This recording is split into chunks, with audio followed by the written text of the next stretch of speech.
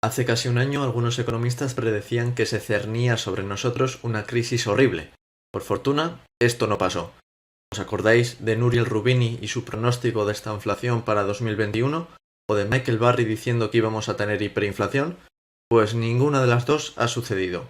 En el vídeo del canal de octubre de 2021 ya nos mostramos contrarios a estas visiones.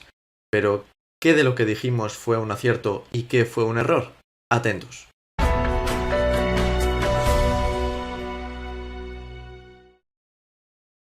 Hace varios meses hicimos básicamente dos tipos de predicciones. Predicciones sobre el output de la economía estadounidense, es decir, sobre su producción, sobre su PIB, y predicciones sobre la tasa de inflación. Tenéis el vídeo en el canal y podéis comprobar por vosotros mismos qué era lo que se decía. Si os dais cuenta, cualquier desenlace económico es una combinación de estas dos variables.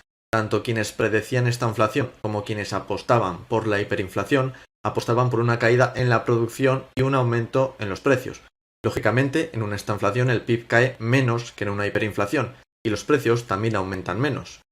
De hecho, el escenario hiperinflacionario era un poco disparatado, puesto que difícilmente las autoridades monetarias de Estados Unidos o de cualquier otro país desarrollado, por muy mal que lo hayan hecho hasta ahora y por muy tarde que hayan reaccionado, dejarían que los precios aumentasen al 50% mensual, que es el límite entre lo que se considera hiperinflación y lo que no. Pero vamos directos a abordar qué fue lo que dijimos acerca de la producción, del PIB de Estados Unidos. En el vídeo apuntábamos a que sí que podía haber algunas tensiones, algunos cuellos de botella, debido a la crisis de microchips, al aumento de los costes del transporte o a los cortes energéticos en China. Sin embargo, comentábamos que no serían cuellos de botella mortales, y esto ha sido verdad. La producción de China volvió a reanudarse tras haberse casi estancado en un avance de solo el 0,4% en el tercer trimestre de 2021, comparándolo con los datos del trimestre anterior. Los costes de transporte también han caído desde sus máximos, como muestra este gráfico, y la crisis de microchips se ha mitigado, puesto que las fábricas ya no tienen parones debido a falta de suministros. De hecho, la producción de materias primas, que también era otro cuello de botella importante, ha mejorado e incluso ha superado los niveles prepandemia. En cuanto a la gran demanda de trabajadores en Estados Unidos, esta ha seguido creciendo, mientras que el desempleo, por contra, se ha acercado nuevamente a los niveles de 2019, cuando ya se advertía que la economía estadounidense estaba bastante recalentada. La curva de Beveridge que introdujimos en este otro vídeo se ha seguido desplazando hacia arriba y a la izquierda, como augurábamos. Por lo tanto, en la esfera del PIB estadounidense hemos acertado, frente a los errores de quienes creían ver esta inflación o incluso hiperinflación. Sin embargo, en la esfera de los precios las cosas no han sido tan fáciles. Nadie se atrevió a decir explícitamente que la inflación llegaría al entorno del 10%. Por ejemplo, Juan Ramón Rayo decía esto hace unos meses en una charla. Es verdad que yo no esperaba tanta inflación, ¿eh? O sea, no me quiero tampoco colgar medallas que no me corresponden. No esperaba ni mucho menos tanta inflación. Si me hubieses dicho, pues a lo mejor habría dicho 4, un 5 en el peor de los casos, y hemos llegado al 10. Es verdad que para el 10 sí que creo que hay que meter la guerra en Ucrania, más allá de política monetaria o política fiscal, pero probablemente incluso sin guerra en Ucrania, bueno, probablemente no, en Estados Unidos sin duda, sin guerra en Ucrania, estarían también en niveles de inflación 6-7%, y eso escapa en bastante en cualquiera de las peores previsiones que yo tenía en marzo de 2021. La verdad es que lo que podríamos haber imaginado era una inflación del 3, 4, como mucho el 5%, y que se quedase en ese entorno debido a un nuevo boom que podría desembocar en una nueva burbuja. Pero incluso cuando algunos cuellos de botella se empezaron a solucionar, la inflación continuó en aumento. Sí, parte puede ser debido a la guerra de Ucrania. Los eventos como estos son prácticamente imposibles de predecir y lógicamente desbaratan cualquier cosa que se haya dicho antes. Pero el caso es que la inflación ha dejado de ser una inflación de oferta, y por lo tanto, aquí los que creían que iba a haber esta inflación también se han equivocado, incluso pese a que hayamos llegado a una inflación alta, como pronosticaban, puesto que ha pasado a ser una inflación de demanda. ¿Y por qué ha sucedido esto? Pues en parte por la reactivación económica, en parte porque familias y empresas han utilizado sus ahorros atesorados durante el confinamiento para consumir e invertir, y también porque han aumentado su demanda de crédito.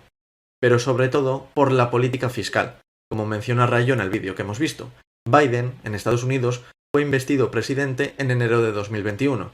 ¿Y qué hace un presidente recién electo que no inspira prácticamente nada en la población y al que solo han votado para desbancar a Trump? Pues gastar dinero a expuertas.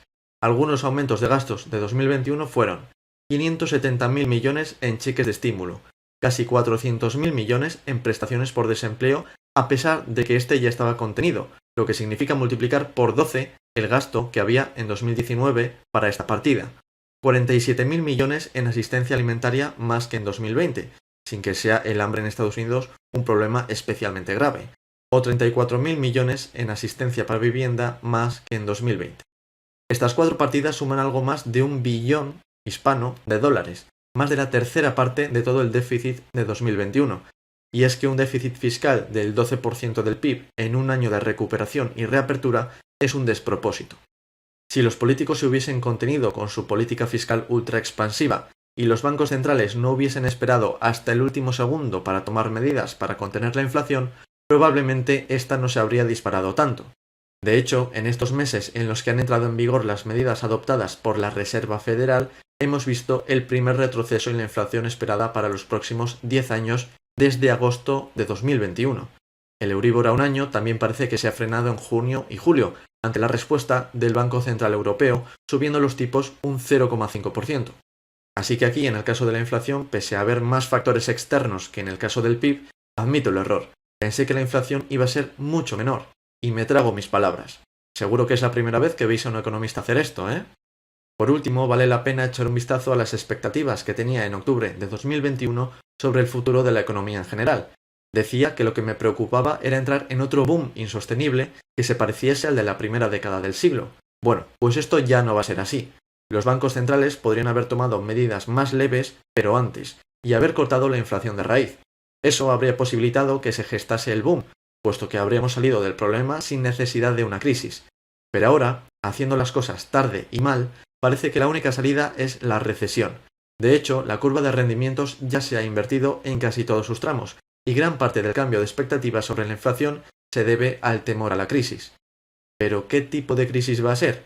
Hay que tener en cuenta que la inflación se reduce a medida que nos acercamos a esta crisis, a esta recesión, y que los bancos centrales están enfriando la economía, por lo que parece que será una crisis deflacionaria, no una crisis de oferta como apuntaban los que pronosticaban la estanflación.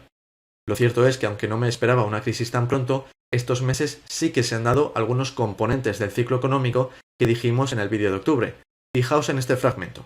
Algo equivalente podría estar gestándose ahora mismo, aunque quizás aún sea pronto para determinar hacia qué sector concreto se está dirigiendo el nuevo dinero.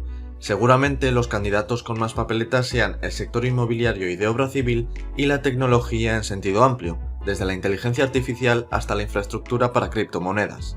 Pues desde entonces hemos visto a los precios de las viviendas incrementarse decididamente, incluso a unos ritmos similares a los de la burbuja inmobiliaria. Veremos qué es lo que pasa cuando venga la crisis. También hemos visto a la industria blockchain y cripto en crisis, con reducciones de plantilla e incluso quiebras, no ya solo en empresas puramente especulativas o de inversión, sino en otras compañías que pretendían amplificar la industria, llevarla al sector de seguros, de préstamos, etc. Y esto también está pasando en otras empresas tecnológicas. Este titular de la CBS de junio dice: las compañías tecnológicas son golpeadas por despidos mientras la industria se enfrenta a su mayor revés en 2 décadas. Es decir, el bache tecnológico que se está produciendo ahora mismo es el mayor desde la burbuja.com. En definitiva, nuestro vídeo de octubre no iba mal encaminado, y de hecho fue más acertado que los pronósticos que hablaban de esta inflación, y mucho más, desde luego, que los que hablaban de hiperinflación, aunque el mayor error fue el de la inflación, con la que nos quedamos demasiado cortos.